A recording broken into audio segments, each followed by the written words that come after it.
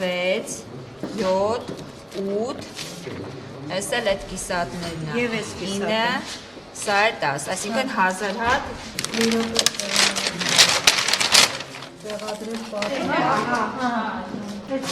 Տիկին Գրիգորյան, կարող եք ասել, թե այսօր ձեր ընտրատեղամասում քանի հոգի են մասնակցել քվեարկության։ Երևի 900 հոգի կլինի, վերջի տվյալները կմոտենա 900-ին, 2030 ունեցել ենք մենք, 900-ը մասնակցած կլինեն, 2030-ը ինչն է։ ցուցակային ունեցել ենք, որ պետք է լիներ, Իսկ եթե համեմատում ենք նախորդ համապետական ընտրությունների հետ, սա ակտիվ, պասիվ, թե ինչ կար։ սա որոշ չափով պասիվ էր, Օրինակ նախագահական կամ խորհրդարանական ընտրություններին ինչքան են քվեարկել։ միջև 1200, 300, Իսկ ինչով եք բացատրում պասիվությունը։ միգուցե ժողովուրդ անհավատ են դարձել, չգիտեմ, չեն հավատում, թե այս ընտրությունը այդքան ոգևորիչ չէր եւ չեմ կարող պատասխանել, ուղղակի ես շրջապատի զրույցներից եմ զգացել էլ այդպես։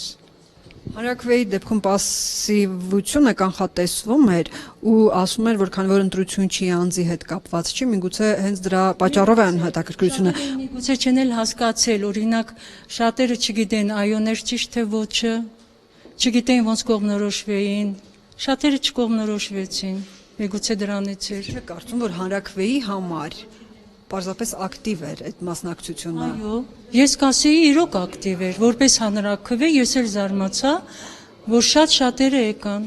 շատ եւ նույնիսկ հերթեր գոյացան մեզ մոտ։ Մի պահ հերթի տակ էինք աշխատում, պատկերացրեք, որ ժամանակ չէինք գտնում, որ